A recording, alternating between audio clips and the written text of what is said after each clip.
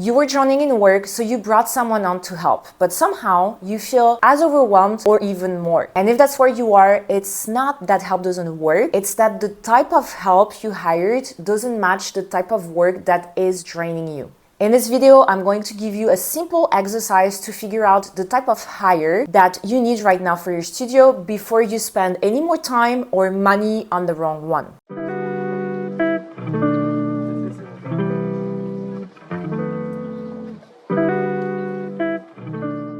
First, we're going to look at two designers who made the same hire but got completely different results. And then I'm going to take you through that little exercise to figure out what your studio needs right now. The one who loved it used her intern in a very specific way. It was all tasks that she needed to do that she didn't have time for, that would genuinely free up her time. But they were tasks that didn't require her training the intern to do. So the type of tasks that she gave her that didn't require a lot of experience were to pick up samples, drop off samples, measuring on site, chasing suppliers, organizing folders and files. It's real design work, but it's not the type of work that requires years of experience or like studies, and that genuinely freed up her time to focus on the design work. The other designer hired an intern as well for the summer, but the type of work that she really needed help on were drawings, documentation, space planning, this type of stuff. And what ended up happening is that she spent even more time that she didn't have training that person, teaching her how to draw, teaching her how to put together a drawing, teaching her everything. And so she spent the entire summer feeling more drained. She didn't free up the time that she needed to focus on the clients. And of course, she didn't like the experience. And honestly, it wasn't even cheaper because a junior person is going to be much cheaper in essence, like per hour, but it's going to take them 5 times the amount of time that it would take someone else. It's not going to be done as well. You're going to spend as well your time training her. So you can put on top of that your hourly rate for all the hours that you're sitting there teaching her how to do it. And if you compare that to an expert who's, yes, going to be technically more expensive per hour, but they're going to do the work in, at least half of the time. They might be doing it better than you. So they're going to elevate the quality of your projects, and you're freeing up your time to work on other projects. So you're not even going to save that much money, if at all. So the cost in time, energy, and rework was significant. So as you can see, it was the same hire, but they had very different outcomes. And here's what I see all the time. A designer is exhausted. She knows she needs help. She thinks, I'm going to hire a student, an intern, a junior designer. It's not going to cost me too much, so I'm not going to give up my margin to pay someone else, and I'm going to free up my time. And I completely understand that instinct, but here's the problem with it. If the work that is draining you on a day-to-day basis requires real skill, someone who has to be trained, someone who needs years of experience, who knows what a good drawing look like, then hiring someone cheap is not going to help you. It's actually going to make things worse. Because as you saw from my examples, you're going to spend weeks or months teaching them how to do a very specific task. You're going to have to be sitting next to them for most of the time, or you're going to spend a lot of time having to review the drawings, give them feedback, tell them how to do it. So you're still in the middle of every decision. And now you're also managing someone on top of it. And as a solo designer who has no time to spare, this is simply not sustainable. And by the way, if you're not sure what's keeping your business stuck right now, I have a free business audit that you can download from the description. It's going to help you identify where your time and energy is going and what your bottlenecks are in your business. And it also is going to give you some recommendations for what you can do next. So before you go and hire anyone right now, just download this audit and get clear about what you need as your next step.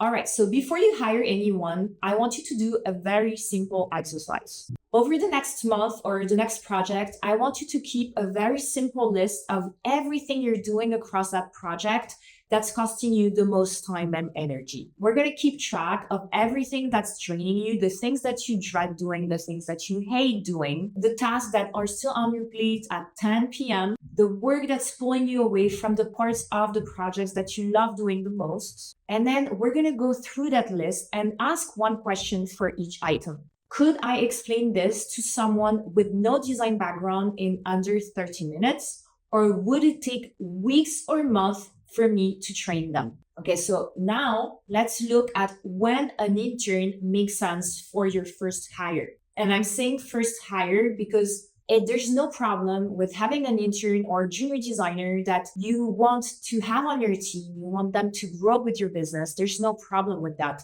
But for your first hire, you need to be extra clear about what's going to truly free up your time in your business, what is going to help you get your business to the next level, to your next business goal, whatever it is.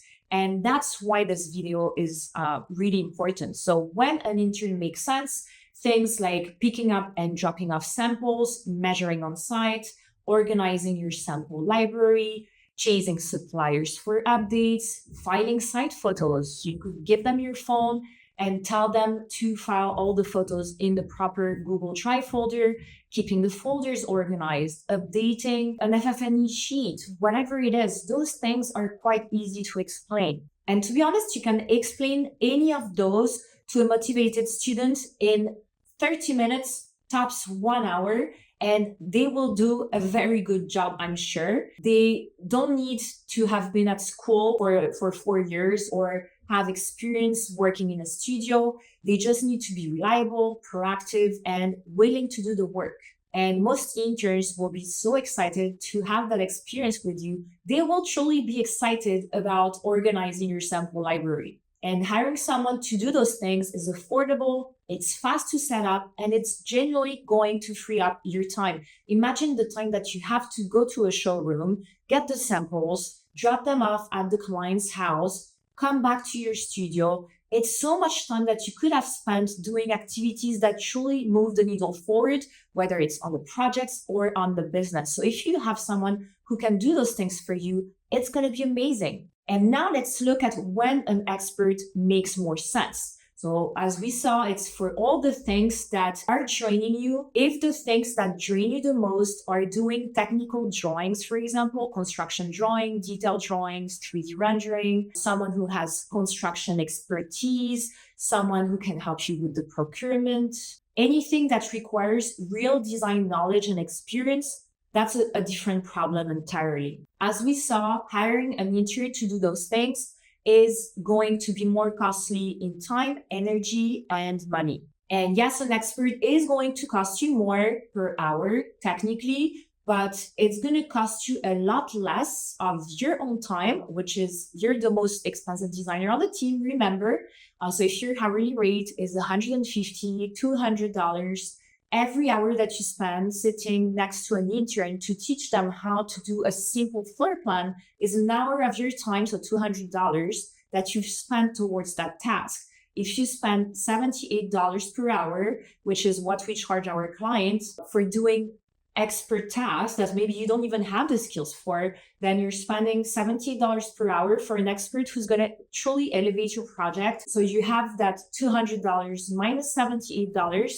Whatever is left is your profit, and you're also freeing up your hours to work on a new project or to advance that project, or even to do activities that are going to move the needle forward in the business. And this is the difference. You really need to think like a business owner. You need to think in terms of abundance, not scarcity. Because if you start thinking about scarcity, you're always going to go for the cheaper choice. But if you start thinking about what your time is worth, what this person needs to be doing, that's going to truly change things for you in your business, then the decision might be a little bit different. So truly the decision is never really about intern versus expert. The decision is, what does my business actually need right now? And again, side note, The free business audit that I put together is really going to help you look at every part of your business, pinpoint the bottlenecks, and how you can move forward. So if you're not sure where you're stuck right now in your business, I highly suggest for you to download it.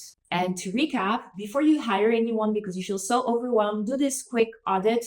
Ask yourself this question, but before you ask yourself the question of, can I explain this task to someone in under 30 minutes, or am I going to have to train them? You have to start looking at everything that you do on your projects and truly understand what is training you on a day-to-day basis and what is priority for you to delegate. So take the time. You don't need to hire tomorrow. I know you feel overwhelmed, but it's better to take a little bit of time to understand what you truly need right now, because it's going to be more costly in terms of time and energy down the line if you hire wrong and then you don't know how to change course. So just do this little exercise and it's going to save you a lot of time and a lot of frustration. And of course, on my channel, I have a lot of videos that talk about delegation, that talk about process.